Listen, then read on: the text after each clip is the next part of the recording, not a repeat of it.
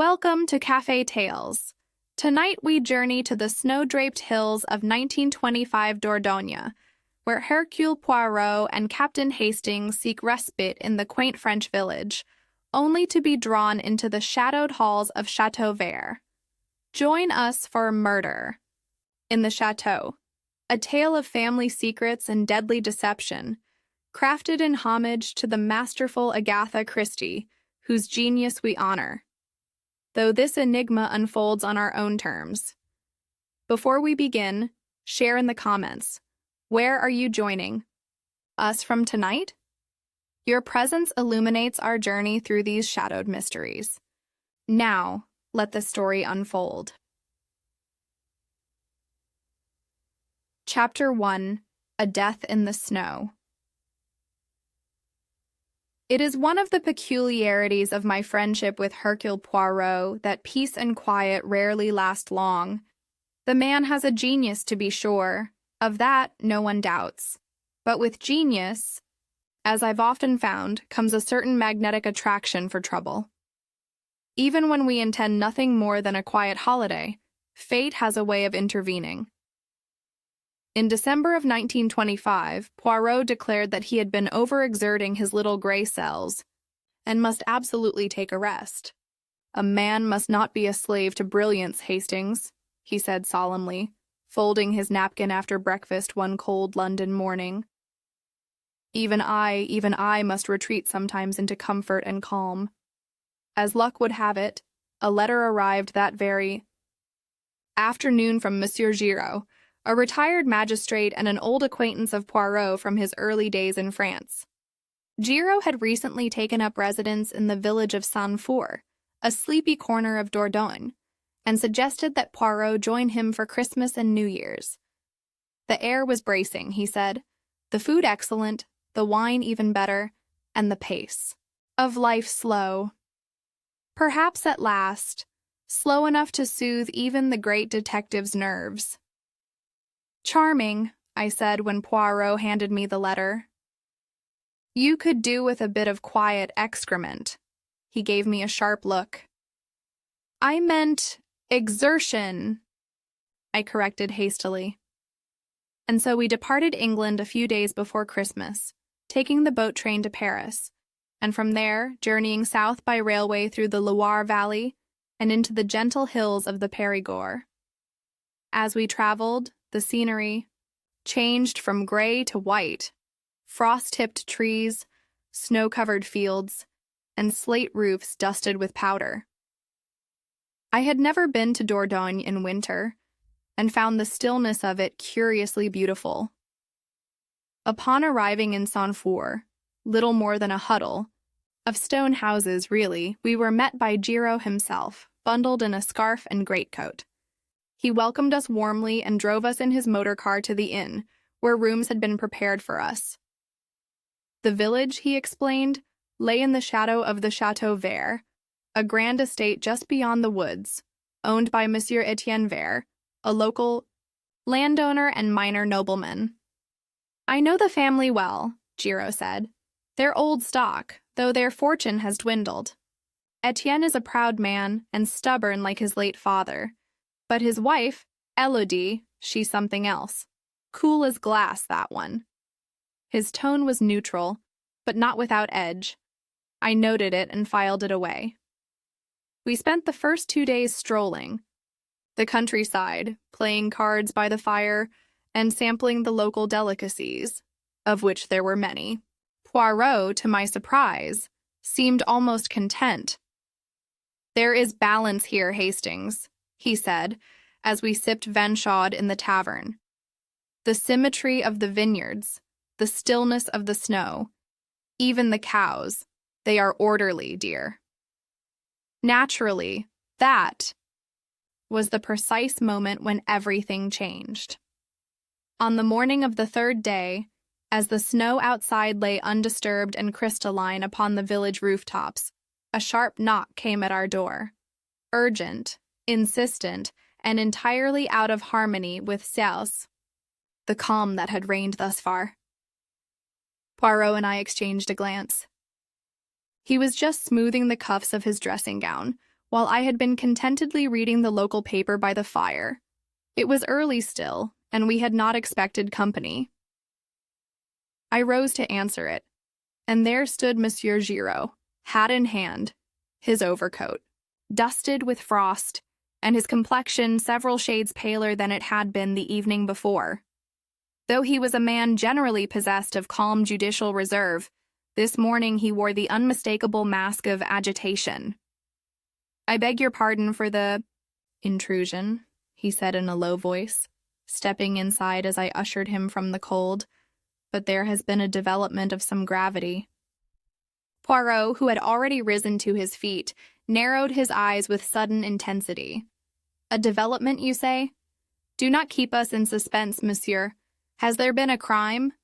Giraud hesitated, pressing his lips into a thin line. "Worse, I fear. A death." The air in the room seemed to constrict at once. Poirot's expression shifted subtly, from interest to concern, and then to that unmistakable sharpness which always marked the beginning of a case. With no further prompting, I rang for coffee, and we bade Giraud sit. He remained standing. "It is Étienne Vernet," he said finally, "the master of the Château. He died in the early hours of the morning, quite suddenly, quite violently." Poirot tilted his head. "Monsieur, an accident?" "The attending physician does not believe so. The symptoms, he says, suggest something far more sinister: vomiting, seizures, labored breathing. He suspects poisoning." Poirot's brow furrowed. "And the local authorities?" "I called the inspector myself," Giraud replied grimly. "But as I feared, his attentions have already fixed themselves upon Madame Élodie. I must confess I started at that." "His own wife? That's rather a bold conclusion." "It is," Giraud admitted, "and perhaps premature. But you know as well as I do how easily the specter of inheritance clouds judgment, particularly in provincial minds already prone to suspicion. I have known the Vernet family for many years, and though I cannot say with certainty what lies beneath the surface, I do know this. When money, property, and blood are entwined, the truth is rarely simple." Poirot's eyes glittered with interest. Now, and he motioned for Giraud to continue. Étienne inherited the château in full after the death of his father. The land, the vineyards, the title, all passed directly to him. His sister, Mademoiselle Marie Vernet, was left with a modest stipend and little else. The widow, Élodie, of course, stood to gain everything upon his death. The estate, under local law, will now pass into her hands, unless, of course, a criminal charge intervenes. There was a long silence. "And what of the circumstances of this alleged poisoning?" Poirot asked finally. "An almond cake, apparently, prepared by Élodie herself the previous evening. A family recipe. Only Étienne ate of it. The others declined. He was taken ill not long after supper and never recovered. The staff are already whispering, and the inspector is only too eager to believe them." I gave a low whistle. "That's rather damning." Poirot raised a finger. "No, Hastings, it is not damning. It is convenient. Too convenient, perhaps. Almonds, after all, are the scent most notoriously associated with cyanide. It is the first thing even the most unimaginative constable would notice." He turned to Giraud. "My friend, you have done well to come to me. I do not like coincidences. They are the laziest of lies." He stood, brushing an invisible fleck from his sleeve. "It seems, Hastings, that our restful holiday has taken on a rather different character. The château awaits, and I believe Madame Élodie Vernet will soon require the services of Hercule Poirot." Chapter 2. The Widow. Élodie. The Château Vert emerged through the mist like something torn from the pages of a Gothic romance. Its towers stooped with age, its ivy-clad walls black against the blanket of snow. As our motor car crunched, Up the long gravel drive, the house loomed ahead of us, silent and statuesque, the great fir trees lining the path casting eerie shadows across the grounds. We were met at the entrance not by a servant, but by Mademoiselle Marie Vere, the late Monsieur's sister, a tall, sallow-faced woman with sharp cheekbones and the air of one who had been perpetually disappointed by life. Her mourning attire, though not yet fully in place, was already present in the severity of her black gloves and the brooch pin at her collar. "You are the detective?" she asked, her eyes darting with suspicion toward Poirot. Poirot inclined his head with courteous precision. "Hercule Poirot, at your service. And this is my friend and associate, Captain Hastings." She offered no hand, only a slight nod, and stepped back to allow us entry. The entrance hall was large, stone-flagged, and faintly echoing. A fireplace gaped cold and empty on the far wall, above which hung a portrait of an austere gentleman, with the unmistakable eyes of Étienne Vernet. Everything bore the smell of old wax and old secrets. "I assume you're here at the request of Monsieur Giraud?" Marie said as she led us through the gallery, her heels clicking against the polished floor.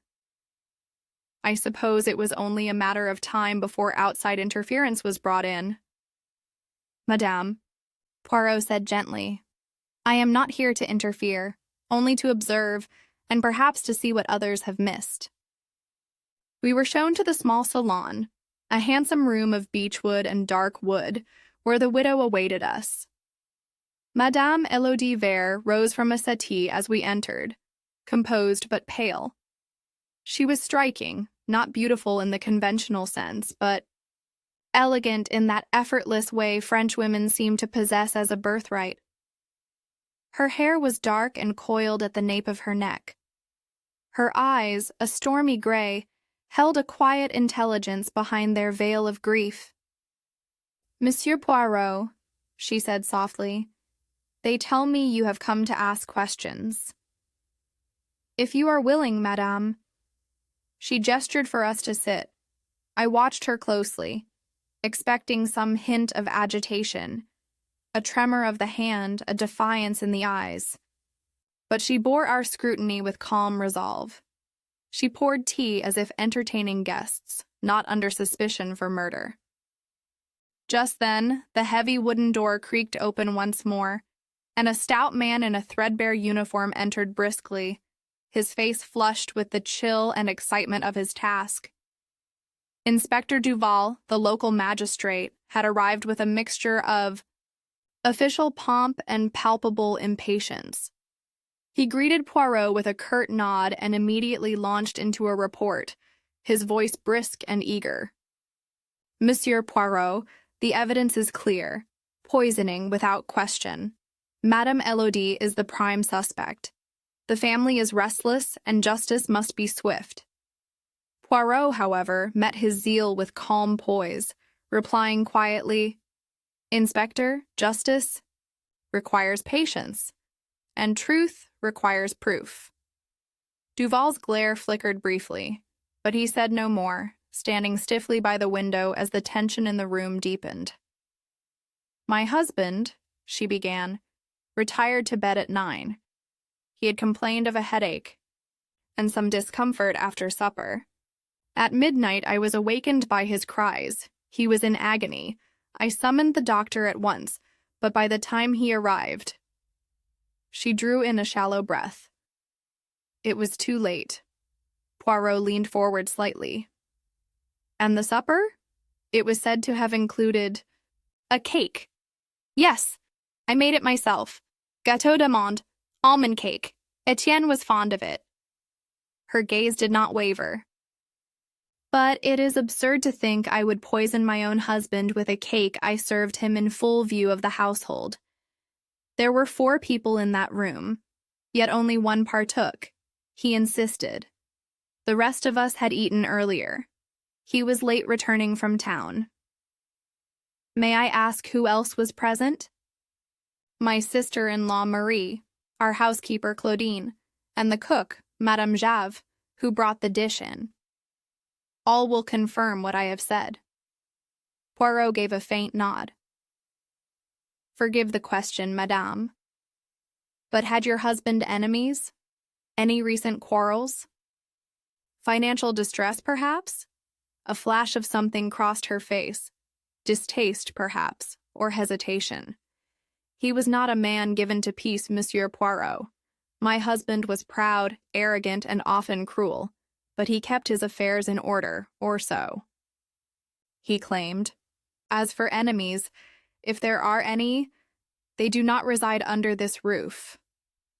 There was a brittle silence. She folded her hands in her lap, one thumb unconsciously circling the other. You must understand, she said at last. There was no love lost between us. I married Étienne because I was expected to. He needed a wife, and I needed security. That is how such marriages are made. Her voice held neither shame nor sentimentality, only fact, stated plainly. It was more unnerving than if she had wept. Poirot nodded slowly. And yet it is you who inherits everything. Élodie held his gaze without flinching. Yes, by his will, the estate and château passed to me as is customary. I muttered under my breath, barely audible. That does make things very convenient. Her eyes flicked toward me sharply. Do you think I had a hand in my husband's death, Captain Hastings? I cleared my throat, feeling suddenly awkward. I'm not one to jump to conclusions, madame. I'm here to listen and to learn, not to accuse. She regarded me steadily for a moment before replying. That is more than I can say for most. When we finally rose to leave the salon, the chill in the corridor seemed to deepen, the pale winter light casting long, somber shadows. Inspector Duval remained close behind us, his eyes sharp and restless, betraying his eagerness to conclude the matter swiftly. Poirot paused beside a faded tapestry, running a finger lightly over its worn threads as if lost in thought. Well, Hastings, he said softly, tell me, what do you see? I glanced back toward the room where Madame Élodie still lingered, her composure unbroken. She's clever, I said quietly. Unemotional, controlled. If she is guilty, I doubt she will ever confess.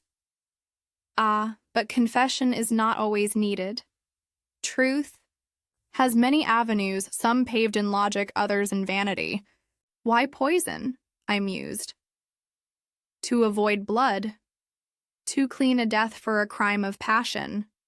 Poirot smiled faintly. Just so. But also, it is a woman's method. Subtle, personal, and always close at hand. Duval snorted. The signs are plain, and the victim's own wife is the obvious suspect. No need for riddles or psychology. Poirot gave the inspector a measured look, unfazed by his bluntness.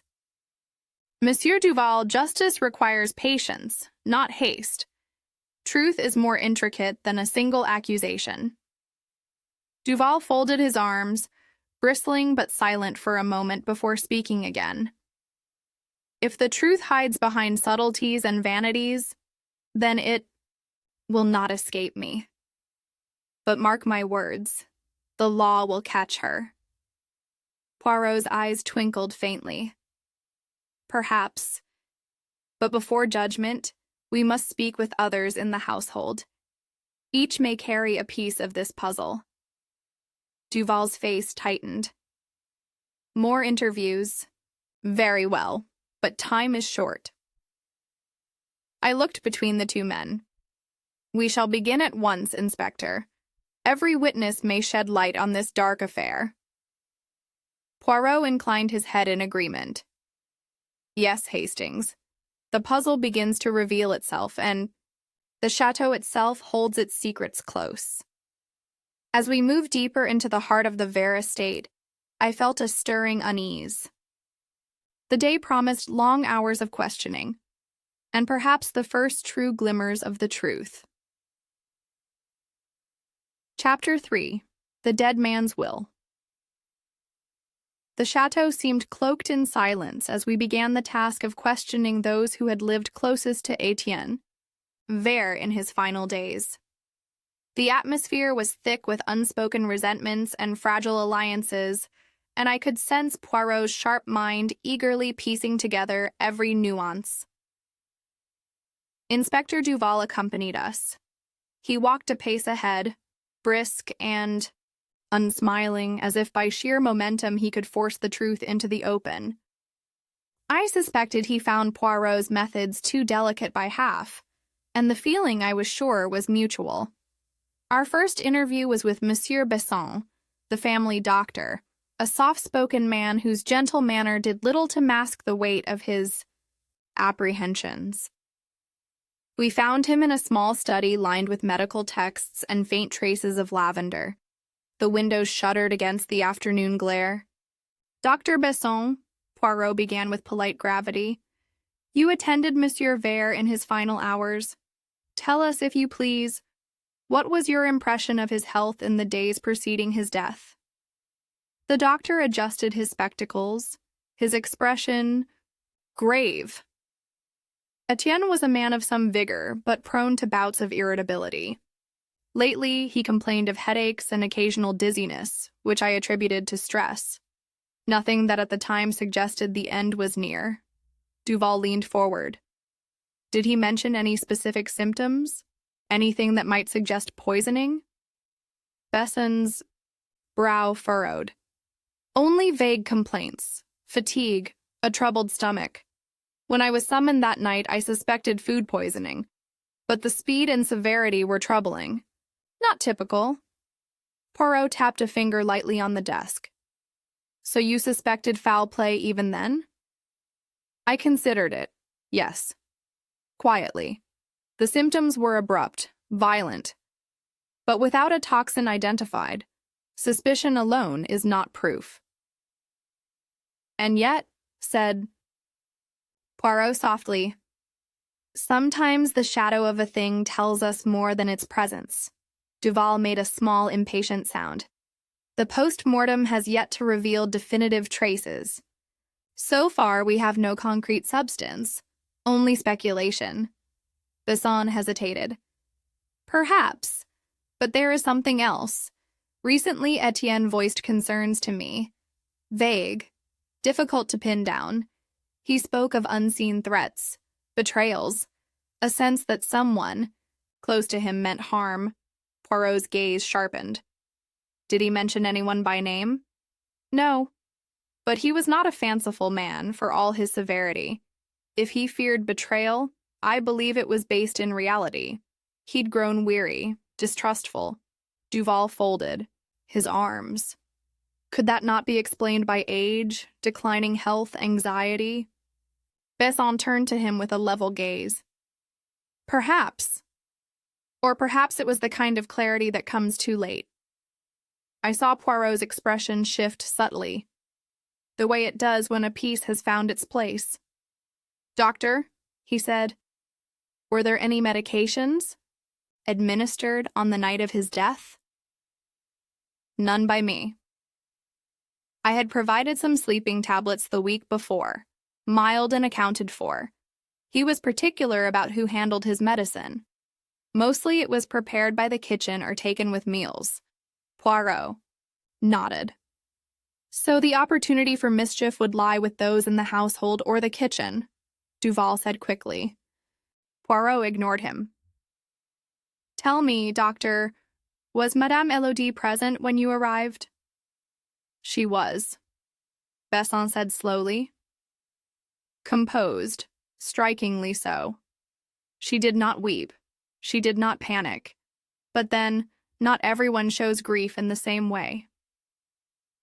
As we rose to leave, the doctor glanced toward the darkening windows. Monsieur Vernet was a man who built walls around himself. In the end, I fear they kept out help as well as harm. Walking back through the long corridors, Duval said nothing, but I could see the frown on his face. He did not enjoy being reminded of the intangible. Poirot, however, looked altogether more satisfied. "You noticed that, Hastings?" he murmured. The doctor's hesitation, a careful choice of words. Something is beginning to glimmer. "You think he knows more than he says?" "I think," said Poirot, "that he has seen something. Whether he realizes what he has seen? That is another matter entirely." We found Marie Vere standing by the tall windows of the shadowed library, her posture impeccably straight, hands clasped calmly before her. Her expression was one of reserved authority, like a governess overseeing a household rather than a grieving sister. Inspector Duval was already in the room, his notebook in hand, and his manner clipped with officialdom. He gave us a curt nod as we joined him, and I sensed that he had made little headway with Marie. "Madame Vere," Poirot began with measured politeness, "we appreciate your time. It is important for us to understand the atmosphere here in the days leading to your brother's passing." She inclined her head slightly. "Of course. It is only right that the truth be sought." "Tell us then about your relationship with Étienne," I asked. Marie's voice was steady, almost formal. "We were siblings bound by blood and duty, but not affection. Étienne was a man of strong will and exacting standards. Our differences were well known, and he ruled this estate with a firm hand." Poirot pressed gently. "And the household itself? Were there tensions among those who lived here?" Marie's eyes flickered briefly toward the window, then back to us. "Tensions exist in all families, especially in one where wealth and property are at stake. It is no secret that the arrival of Madame Elodie introduced a shift in the household's balance, though I reserve judgment on personal matters." Duval's pen scratched impatiently across the page. "Are you implying she was disliked?"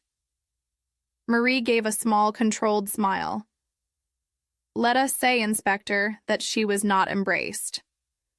"Was your brother troubled by anything in particular before his death?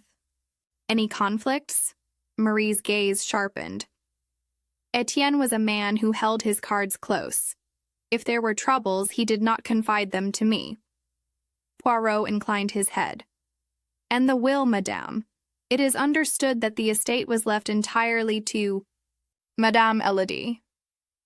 Marie's eyes narrowed, and she gave a brief, almost reluctant nod.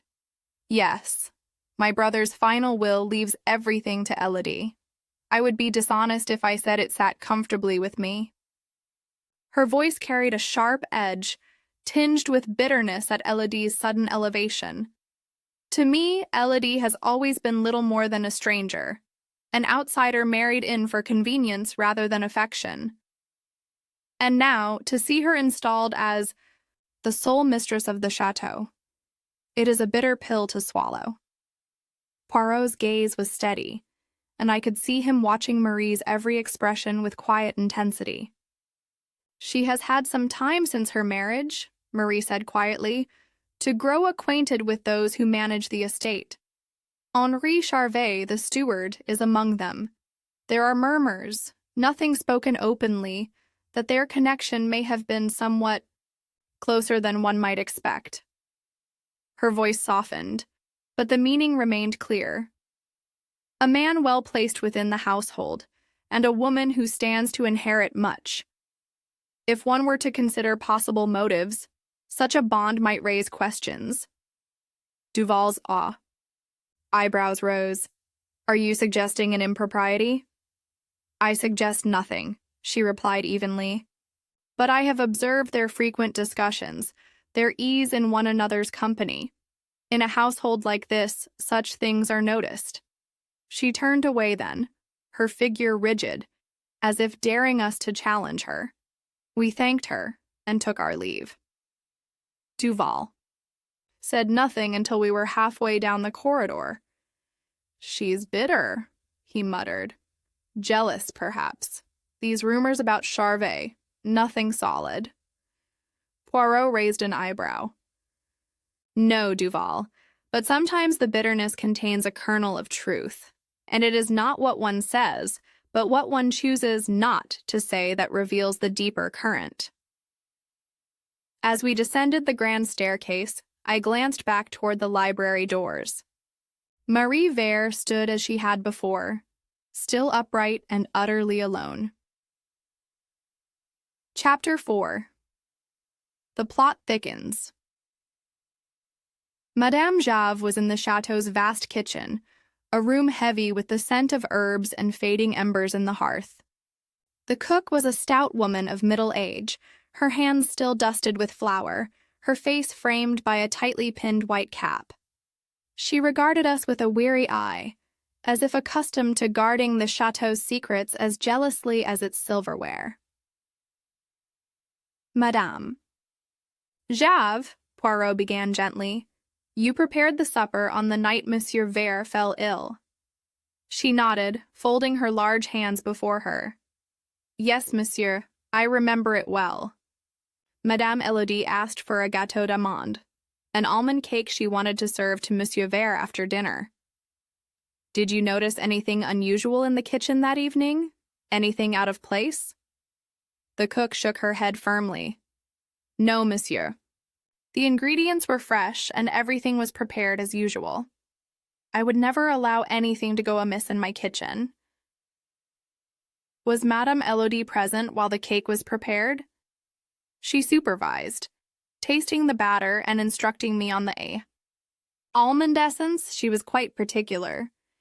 And who else ate from the cake? Madame Jave hesitated, then said, Only Monsieur Vere. The rest of the household had already eaten earlier. When he joined us for the delayed supper, he insisted on having a piece of the cake, despite my warnings about his stomach troubles. Warnings? The cook's eyes flickered with concern. He had been complaining of stomach troubles all evening. I told Madame Elodie it might be better not to give him the cake, but she was determined. Duval scribbled something quickly. You mean she insisted? The cook's mouth pulled into a tight line. She said it would cheer him up, that it was tradition. I warned them both. He ate it anyway. Poirot's gaze sharpened. Did you observe any quarrels or tensions in the household that evening? Madame Jave's gaze dropped for a moment. Tensions always. This house has more silence than conversation. But that night, no. Nothing I could name. Though, Duval prompted sharply. There was a moment before supper. I saw Madame Elodie speaking with Monsieur Charvet in the herb garden. Close, quiet. It wasn't my place to listen, but they were familiar. Duval made a noise of annoyance. More of these rumors. Poirot, however, simply inclined his head. Thank you, Madame Jave. Your candor is appreciated. As we left the kitchen, I could not help but notice the faint tremor in the cook's hands. Whether from fear or something else, I could not say. Poirot's eyes, however, were unreadable. Our next interview took place in the servants' wing, where Claudine, the housekeeper, awaited us. She was a tall, angular woman with a weathered face and a no-nonsense air, the kind who had run households longer than some people had been alive. There was a quiet authority in her manner, the sort that comes from years of listening, observing, and saying very little. Poirot inclined his head politely. Madame Claudine, you have served the Vere family for many years. I should like to understand, what was the mood in the household in the weeks before Monsieur Vere's death? She folded her hands in her lap. Monsieur Étienne was not an easy man, but he kept order. Since Madame Elodie arrived, things have shifted. She brought with her a different air. Quiet, but watchful. Not everyone has grown accustomed to her. Saw Poirot's brows lift just slightly, a signal perhaps that something in her tone had caught his interest. Were there any particular frictions? She hesitated. There were strains between Madame Elodie and Mademoiselle Marie. The two did not see eye to eye. I suspect they never will. Duval interjected with a clipped tone.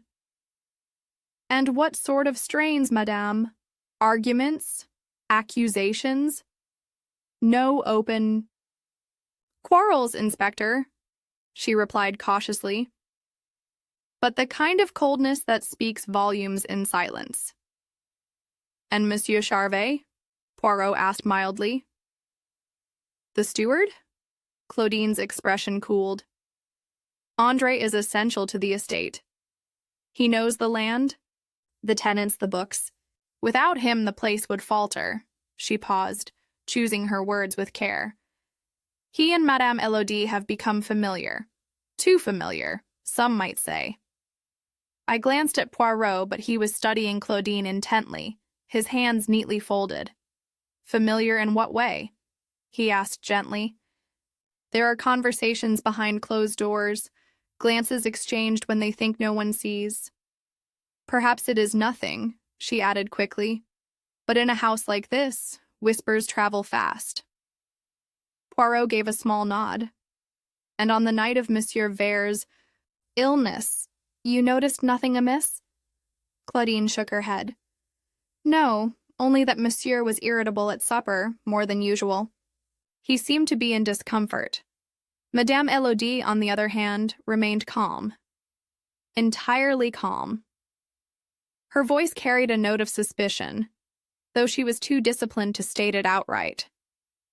Duval closed his notebook with a snap. Thank you, madame. If anything else comes to mind, however trivial, you will inform us. She nodded stiffly. Of course, Inspector. Thank you, Madame Claudine. You have been most helpful. As we stepped into the corridor, I said under my breath, There's something between Elodie and this Charvet fellow, you heard it. Poirot gave a quiet smile. Ah, Hastings, I heard the suggestion. But whether that something is affection, manipulation, or opportunity, that is what we must untangle. Duval glanced back. And if it is opportunity, he said coolly, we may already be looking at motive. Poirot's expression did not change, but I could see a glint of agreement in his eyes. Henri Charvet waited for us in the estate office, seated behind a desk littered with ledgers and folded maps of the grounds. Outside the narrow window, the sun had dipped low, casting the chateau shadows long and slanted across the lawns. He rose as we entered, eyes sharp beneath a composed expression. Monsieur Charvet, Poirot began without preamble, a brief matter, if you will indulge us. You were not at supper last night, nor mentioned by anyone at the table. That is correct, Charvet replied evenly. I dined alone. I had no wish to join the family that evening. You were missed, Poirot said lightly, and yet it appears you were not entirely absent. A pause, very slight, but it stretched. Before the meal, Poirot continued, you were seen in the herb garden with Madame Elodie. Yes, Charvet said at last. We spoke briefly about the rosemary beds. They've been overrun with wild sorrel. She has an interest in the garden, and I suggested we bring in the gardener from Duras. Duval shifted beside me, unimpressed. That's a very casual explanation. Madame Jave described your manner as familiar, not merely professional. Poirot raised a hand gently, as if to temper Duval's bluntness. Madame Jave's observations, while valuable, must be weighed carefully. Nevertheless, Mr. Charvet, would you say your relationship with Madame Elodie extended beyond steward and mistress? Charvet's mouth tightened. I was entrusted with managing a vast and aging estate. Naturally, I worked closely with her. If others saw that as improper, that says more about them than it does about us. And Monsieur Vert, was he aware of your cooperation? Charvet didn't answer immediately. When he did, his tone was deliberate. Étienne mistrusted everyone. He kept no confidence, but yes, I believe he resented my influence with Madame. Poirot tapped the edge of the desk with a gloved fingertip. And last night, after your conversation in the garden, you saw her again? No, Charvet said. I went to my quarters, reviewed the harvest accounts, and retired. That was the end of it. Poirot tilted his head. And this morning? I stayed clear of the main house. I did not know of Etienne's condition until I was summoned. Too late to be of use. Duval shot a glance at Poirot. So you expect us to believe you had no reason or opportunity to interfere? Charvet's expression hardened. I expect you to consider my words carefully. There was silence. Poirot seemed almost to nod in agreement. Then he asked in a voice so casual it might have been an afterthought. Do you often supervise the kitchen garden in the evenings? Charvet's eyes flicked upward. When needed. Poirot smiled faintly. Ah. When needed. We took our leave. As we stepped into the corridor, I could feel the weight of Poirot's thoughts pressing in around us. Well? I asked. Poirot adjusted his cuffs. Ah, Hastings. When a man lies, it is often not what he hides that reveals him, but how neatly he pretends nothing ever needed hiding. He paused. Monsieur Charvet's story is tidy. Too tidy. Duval grunted agreement. I am ready to dig deeper. And with that he walked on, the quiet tap of his cane the only sound in the stone hall, like the ticking of a clock counting down to revelation. Chapter 5. A Matter of Timing. Back in the quiet of our rooms at the inn, with a crackling fire warding off the December chill, Poirot paced the floor with the restless energy of a caged cat. Inspector Duval, looking grim and impatient, stood by the mantelpiece while I watched them both, my mind a jumble of accusations and whispers. The case is clear, Duval stated flatly, breaking the silence. The wife, Elodie, stood to inherit a fortune. She was in a loveless marriage and was having an affair with the steward, Charvet. Every witness confirms it. She prepared the cake, she served the cake, and the man died. Motive means an opportunity. It is a straight line, Monsieur Poirot. Poirot stopped his pacing and turned, a glint in his eye. A straight line is often the most deceptive, Inspector. It is so simple, so obvious that one is discouraged from looking for the elegant curve.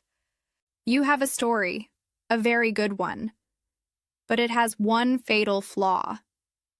Duval folded his arms. And what might that be? The timing, monsieur. The timing is all wrong. Poirot tapped a finger in the air for emphasis. Consider the evidence of your own witnesses. Madame Jave, the cook. Claudine, the housekeeper. They are both quite clear. Monsieur Vere was already unwell before supper. He was irritable, in discomfort. Madame Jave explicitly warned against him eating the rich cake for that very reason. Sat forward. But he did eat it, and then he died. A prey, Hastings, Poirot corrected gently. Not a cause. Not because of the poison, he continued. The doctor tells us was swift and violent in its final manifestation, yet the symptoms were already beginning before he ever touched the fork to the cake. He set the ornament down with a decisive click. The cake, my friend, is a distraction, a vulgar piece of theater designed to fix our attention on Madame Elodie and her lover. His evening routine? I murmured. We must learn his routine precisely. And for that, Poirot said, we require the one person who would know it best. The following morning, we returned to the Château, bypassing the main rooms, and requested an audience with Monsieur Vere's personal valet, a man thus far unmentioned by the family. We found him in a small, tidy room in the servants' quarters. His name was Marcel, an elderly man with stooped shoulders and a face etched with a lifetime of quiet service. He had served Étienne Vernet and his father before him for over 40 years. Poirot approached him with a gentleness reserved for those he deemed honest witnesses to tragedy. "Monsieur Marcel," he began, "forgive our intrusion. We need your help to understand your master's final hours. Tell us of his habits. The hour before he joined the family for supper. What did he do?" The old man's hands trembled slightly. "Always the same, monsieur. For 20 years, it has been the same. At 6, he would leave his business in the estate office and go to his private study. He would read the evening papers, and at precisely 6, I would bring him his glass of brandy." Poirot's eyes sharpened. "And on the night of his death, did this routine vary?" "Not at all, monsieur," Marcel said sadly. "I brought the decanter and his glass as always. He poured it himself. I left him to his privacy." The valet paused, his brow furrowed in recollection. But when I returned at 7 to inform him that supper was delayed, he was changed. He was pale and clutching his stomach. He accused me of letting the fire die down, but the room was warm. He said a fire was burning inside him. My heart gave a leap. And this was before he went down to supper, before he ate the almond cake, an hour before, at least, Marcel confirmed. He blamed it on a bottle of wine he had opened at lunch. He was a man who never admitted weakness, so he waved me away. Poirot leaned forward, his voice soft but insistent. "The brandy, Marcel, the decanter. Who had access to it? Who had access to the study during the day?" "Many people, monsieur. The housekeeper, Claudine, sees to the cleaning. Monsieur Charvet sometimes brings papers for signing. Madame Elodie, she rarely entered. The master preferred his study to be his own." He hesitated. "But Mademoiselle Marie, she was often in and out. For what reason? She would check the books on the shelves, ensure everything was dusted to her satisfaction.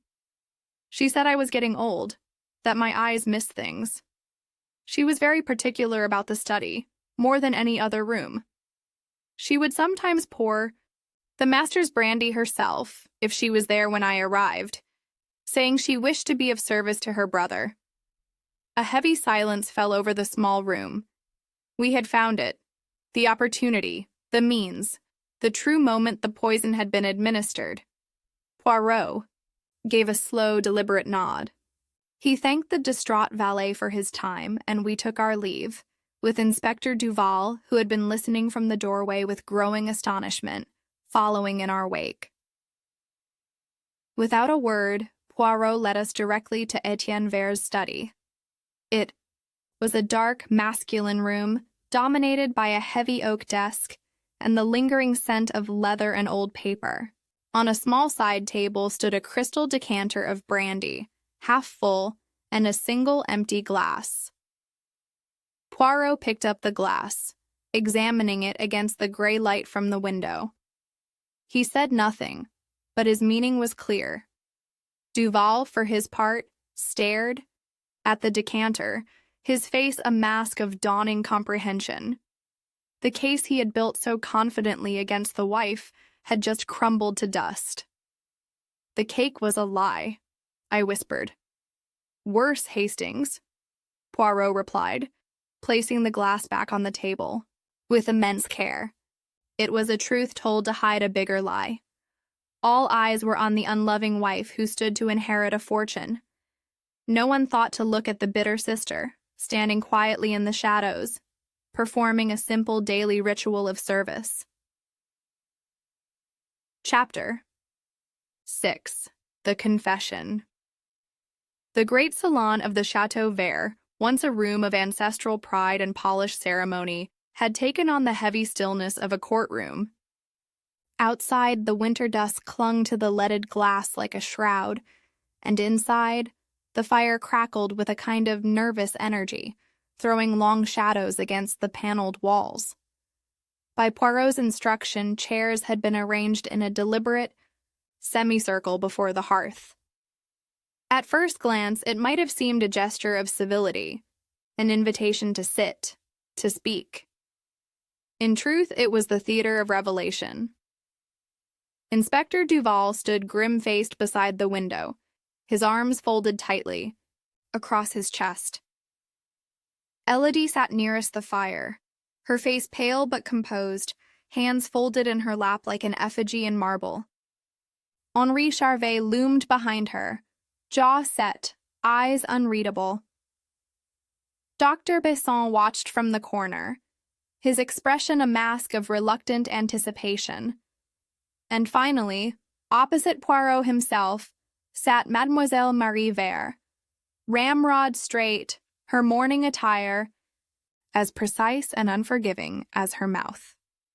Poirot, standing alone before them, radiated the peculiar stillness that always preceded one of his performances. It was the calm of a master violinist before the first note, quiet but electric.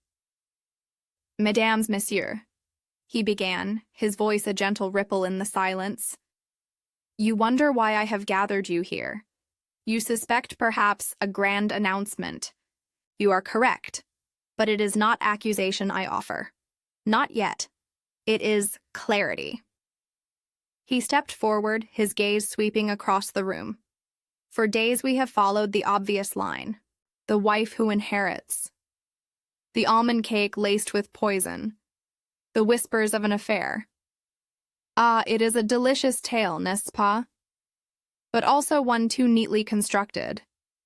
It is, if I may say so, a tale intended to be believed." Elodie stirred slightly, but said nothing. Poirot turned to Duval. "You saw the wife and the lover, and you stopped there. Motive, means, opportunity. But you overlooked one thing, the very foundation of crime itself, timing."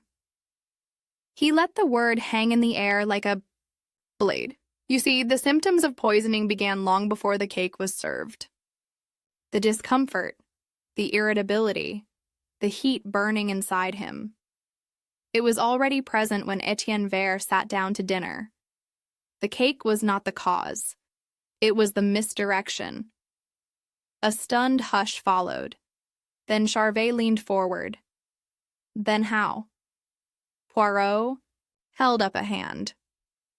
"You will forgive me if I now take us back to 6 o'clock on the evening of the murder." At that hour, Monsieur Vernet retired to his study, as was his custom. And at 6, his valet, faithful Marcel, brought him a glass of brandy. Étienne poured his own brandy, as was his habit. Poirot moved to the side table, where a crystal decanter gleamed in the firelight. He touched it with the delicacy of a priest handling sacrament. This very decanter, untouched since the night of the crime. Earlier today, it was tested. What did it contain, you ask? Strychnine. Not in great measure, no. But enough. Enough to cause violent agony. Enough to kill, Elodie gasped audibly.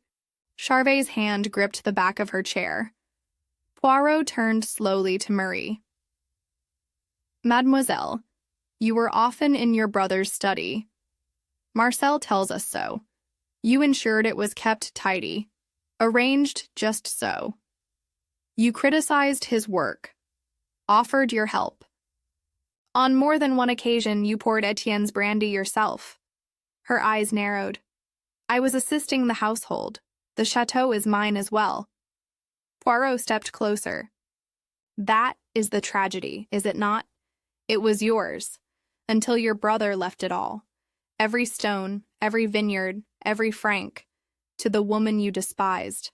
The outsider, the stranger in black." Marie's hands, gloved in kid leather, curled tightly around the arms of her chair. You watched as she replaced you, Poirot continued, his voice low, intimate. You saw her welcomed where you were dismissed, entrusted where you were ignored. Your brother, once the tyrant you could at least predict, had turned his favor to another. A flush rose to her cheeks. He betrayed our family, she said quietly. He allowed her to sink her claws into everything. He let her push me aside. Poirot's tone remained gentle. And so you resolved to punish him, not with spectacle, not with blood, but with something quieter, slower. A death that would look like indulgence, the brandy, the cake, not like murder. There was a long pause. Then, "Ooh," Marie said, her voice breaking.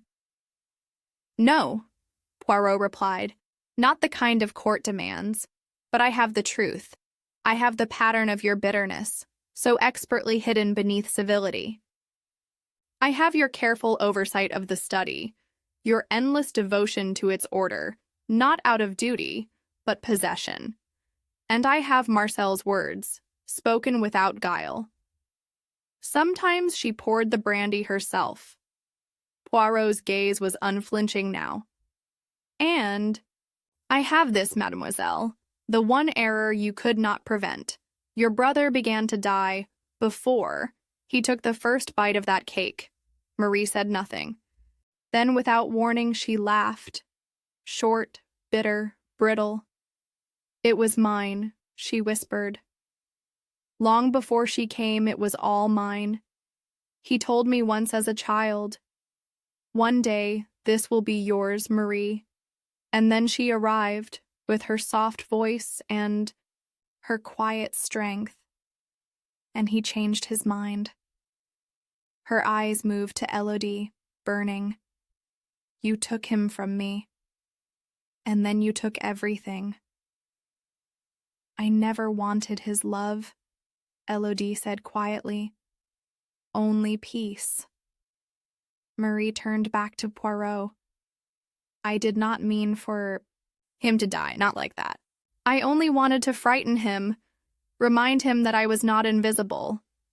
Poirot gave a small, solemn bow. "But poison is not a language of warning. It is a language of finality." Duval stepped forward at last. The authority returned to his voice. "Marie, you are hereby under arrest for the murder of your brother, Monsieur Étienne Vernet." She rose slowly, with the dignity of a queen brought low, and as she was led from the room, her eyes never left Elodie. The silence that followed was like the air after a storm, still, but full of aftershocks. Poirot turned back to the fire and adjusted a log with the tip of his shoe. "Bitterness, Hastings," he murmured, "is the most enduring of poisons. It kills slowly, until at last it consumes everything." I looked at him, marveling, as I always did, at the vastness of his intellect. "And yet," I said softly, "I almost believed it was Elodie." Poirot smiled faintly. "As you were meant to, mon ami. The best illusions are not the ones we invent, but the ones we long to believe." And with that, he picked up his hat and cane, and we stepped into the fading winter light, leaving the château and its ghosts behind. Epilogue: Ashes and Vines. That change. New Year came to Saint-Four under a pale sky, snow melting into dark furrows between the vines, the château silent beneath its heavy slate roof. Though the scandal had rippled through Dordogne like a stone across still water, the villagers, in that ancient peasant way, resumed their lives quickly. Death, even violent death, was no stranger to the land. I had expected perhaps that Madame Elodie would leave the château, sell the estate, retreat to Paris, and vanish into polite obscurity. But she did not. Instead, she remained. She buried. Étienne and the family plot beneath a headstone, both elegant and spare. She dismissed no servants. She made no dramatic proclamations. In the days that followed her sister-in-law's arrest, she moved through the corridors of the house, not like a widow clinging to the past, but like a woman reacquainting herself with her own skin. 1 week after, the confession Poirot received a letter, handwritten, fine paper sealed with black wax. It read, "Monsieur Poirot, you once told me that justice requires patience, and the truth reveals itself in fragments. I believe you were right. The house is quiet now. The vineyard sleeps, but it will wake again, as we all must in time. As for the rumors that linger in Inspector Duval's notebook and the servants' whispers, I shall say this, and no more. Henri Charvet was never my lover, but he was my ally. In this house of closed shutters and cold corridors, we found in one another a language of understanding that required no impropriety. Let the world believe what it will. I remain in widowhood, as in marriage, bound by my own choices. Elodie." Vert Poirot read it once, folded it carefully, and tucked it into the pocket of his waistcoat. "Elegant," he murmured, "and elusive to the last. What do you think, Hastings?" "I think," I said, "she told us precisely what she wanted us to know, and left the rest to history."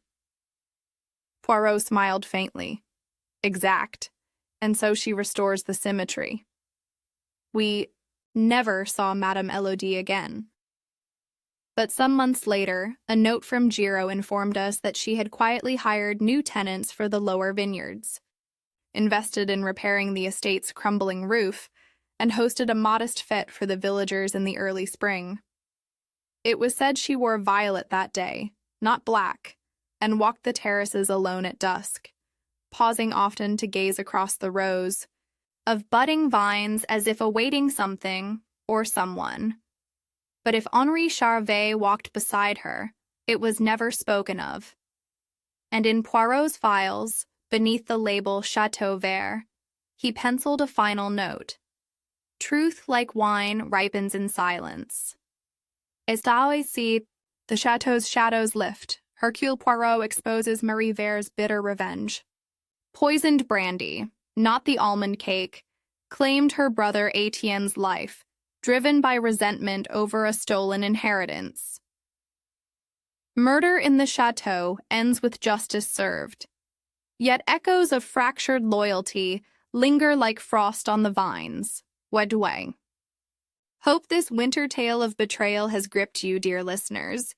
Did you suspect the sister's silent fury? Or were you deceived by the wife's composure? Share your thoughts below. If Murder in the Chateau has enthralled you, please like and subscribe to Cafe Tales for more tales of suspense. Thank you for joining us. And until our next tale, may your nights be filled with intrigue and your days with clarity.